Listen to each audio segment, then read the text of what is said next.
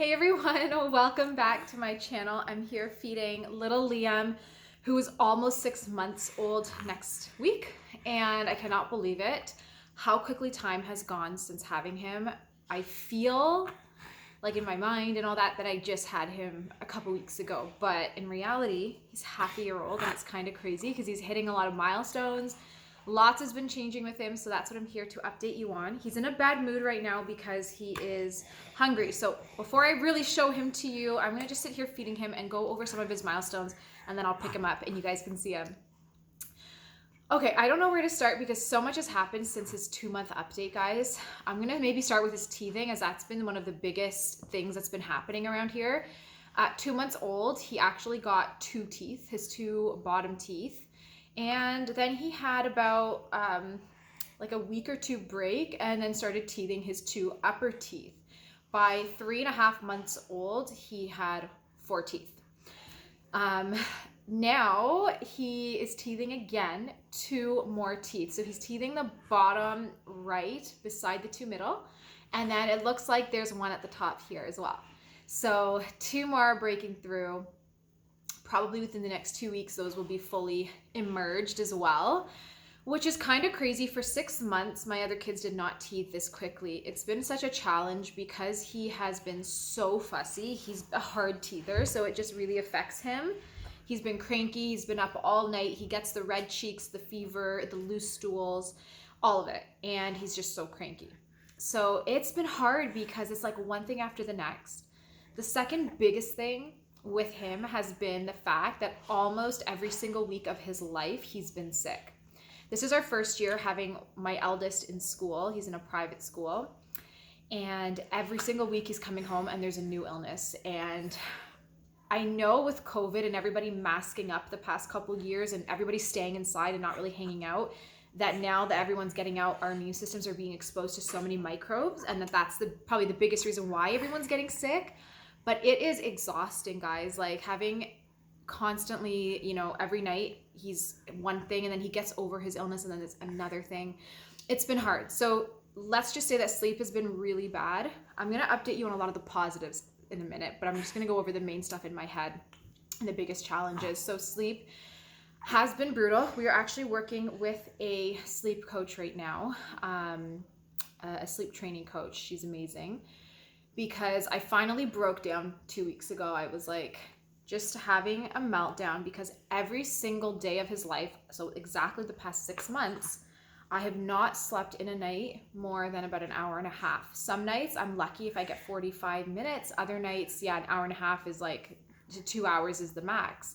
The reason for that, and I associate a lot of this to do with his teething and with his illnesses. He's so congested and stuffed up and coughing and all that. So I know that the constant wake-ups are from this, but essentially he wakes up about every 45 minutes for the most part, and then he'll be up anywhere from like 1 to 4 hours, just crying and being upset.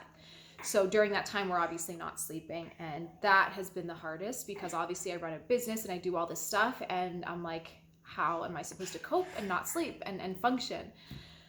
So it's been rough, but we're working with a sleep coach now to try and get him to stay asleep longer and all that, which I know we'll only be able to accomplish so much until he, 1, stops teething, and 2, stops being sick. But we're working on it and we're already seeing some good little changes. So I'll do a special sleep video on this because we have done some things on our own to get him to be able to fall asleep on his own. We've got him to be able to fall asleep without nursing, which was a huge thing. So we've made a lot of changes on our own. I'm going to make a separate video at some point on that. Speaking of nursing, he only nurses about 2 times a day now. So he has teeth early, guys. Like before, when he just hit his bottom and he would bite me while nursing, I didn't feel anything. But the fact that he has his 2 upper teeth and he's a big baby with like a strong jaw, every time he nurses, he just keeps biting over and over to the point that he's made me bleed. The pain is brutal. And he doesn't really nurse, he just chomps. And so I've kind of had to cut it back. We were nursing 4 times a day up until about a few weeks ago. And then I was like, we just got to cut it back down. And now he's getting it in the morning when he wakes up and at night before bed when he's in a really calm state and is not so like aggressive with his teething. The reason why we were only nursing 4 times in a day up until a few weeks ago was because I actually don't really have much milk left. And we've been kind of trying to wean him more because there's some things that I'm eating. We haven't figured out what yet, but some things that I'm eating, even though my diet's pretty clean, that are irritating him, causing him to have eczema, and I'll show you all that too. And we notice that a lot of times I'll eat something, and then when I nurse him, pretty quickly after, he starts to flare. So by removing the breastfeeding, as much as I was enjoying it, it has helped his skin, and it's also honestly helped me because I do work full time to not be attached to him so much. And at the same time, every time he nursed, even when he was nursing for every feed, there was never enough milk, no matter what herbs I took, no matter how often he nursed, or if I pumped, my supply is always low because of my thyroid. So he still always needed a bottle to top him off. So we got to a point where now we're just giving him organic goat milk formula, and he gets nursed in the morning and in the night. I'm gonna see if I can stop nursing him for a minute, or not nursing him, bottle. Let's see, give it back to mommy. He's a little crazy guy. Guys, so he's about 25 pounds, if you're wondering.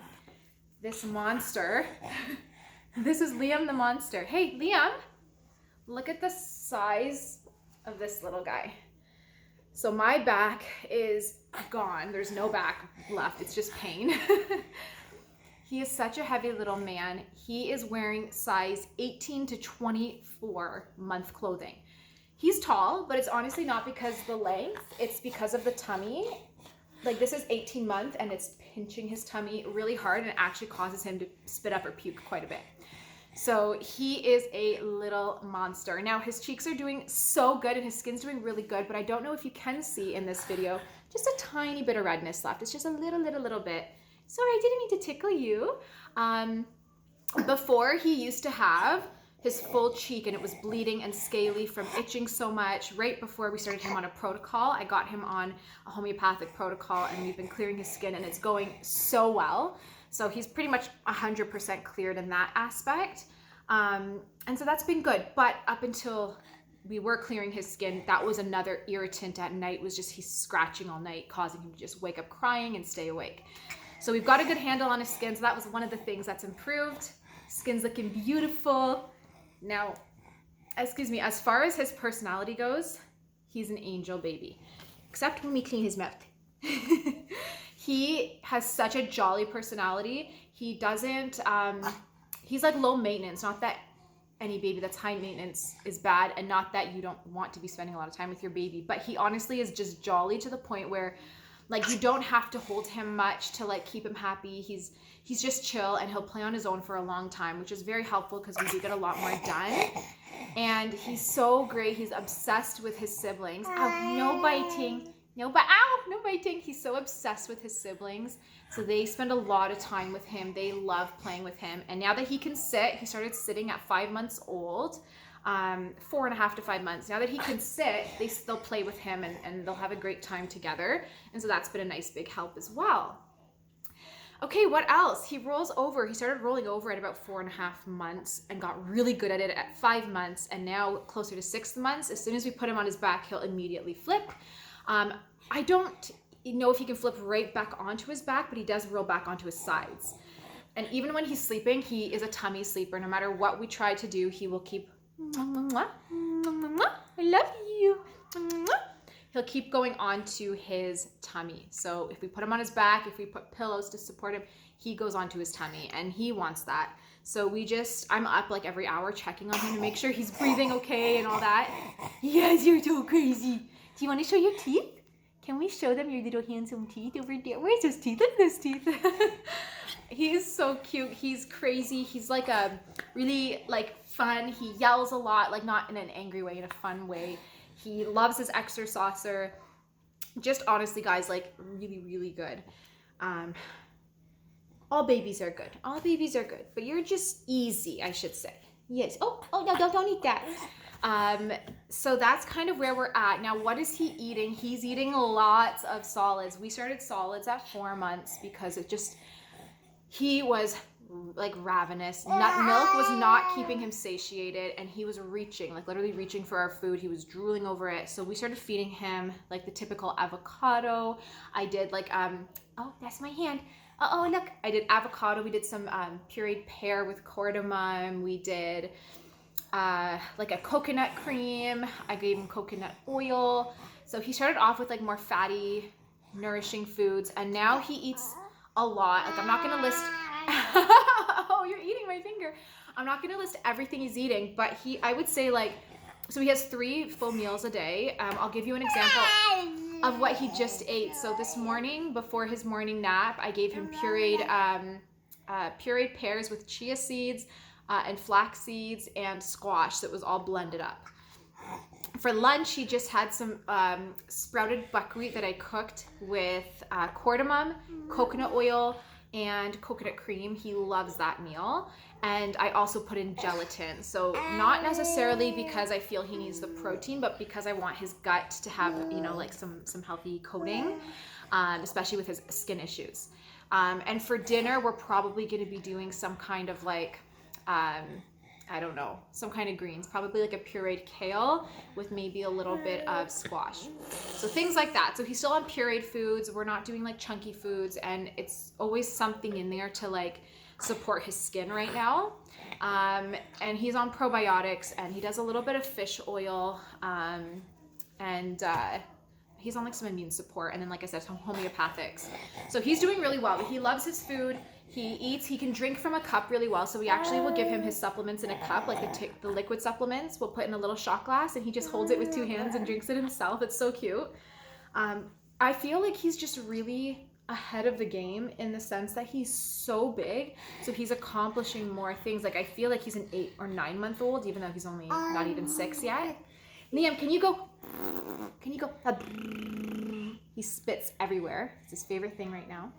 Liam, can you do that? Can you go dancey dancey? Liam, look. Up there. Hi, dancey dancey. Hi, dancey dancey, dancey dancey. What's this? Hi, Liam. Hi, Liam. Can you do that? Oh, kisses? Thank you. And he gives beautiful kisses. Hi. Oh, it's so wet. Liam. Liam, say hi. Up. Kiss, kiss. Oh, you guys. He's like really romantic. He is. He's so sweet. You're a good boy. He's so fat. There's like 10 chins and cheeks and all the things. We love him. So anyway, guys, I don't know what else to update you on. If there's something specific you want to know, comment below. Oh, for formula, so we give him these, I have these glass Avent bottles, the Philips Avent. So this is the glass one. He'll do about, like he'll do almost the entire bottle per feed. So like I would say 7 ounces per feed. Sometimes he'll do 6, but usually like one of these, and then it's every 2 hours during the day. I guess I'll just give you a really quick breakdown. Hi. Can you spit? A quick breakdown of what his sleep is like right now. Hold this. He has 3 naps right now. So he used to be doing 2-hour naps. Our sleep coach said to get him to do 3 naps a day again. So he's back to having 3 naps a day, about an hour each. So he wakes up at 8 a.m. His first nap is about 10 a.m. in his crib. He falls asleep on his own. He's really good that way. So we just kind of put him in the crib. We say goodnight, pet him for a few seconds and whatever, and then we leave, and he will just talk to himself for a bit and then close his eyes. His second nap is typically like 1:32 for an hour again, and then his third nap is around 5 p.m. for about 45 minutes to an hour max. His bedtime is about 7:30 or 8, and then he usually has his first wake up anywhere from like 9:30 to 10:30, and then he'll sleep from 10:30 until about 12:30 to 1, if we're lucky. Sometimes he'll wake up sooner too, but once he hits that 12:30 or 1 a.m. wake up, that's the most challenging one, is he's usually up for a couple hours, having a hard time falling asleep again. And honestly, I think it's his illness. Like he's just runny nose and congested. He can't breathe. Like he'll wake up in the morning and his nostrils are plugged, like completely plugged. So we have humidifiers and stuff running, but at this point it's just not enough, right? Like he just has to push through it. So that's been the biggest challenge. But then anyway, usually when he falls back asleep, it's around like 3, maybe 4. And then from there, he'll sleep until about 7 in the morning, 7:30, or sometimes 8. And that's kind of our routine. And when he wakes up, if he's waking up before 2 hours, we won't give him a bottle. But if he wakes up 2 hours plus, we'll give him a bottle, about half of a bottle to get him back to sleep. When we give him the bottle, we make sure he's still awake when we take it out, and then he kind of tosses and turns for a minute and then goes to bed on his own.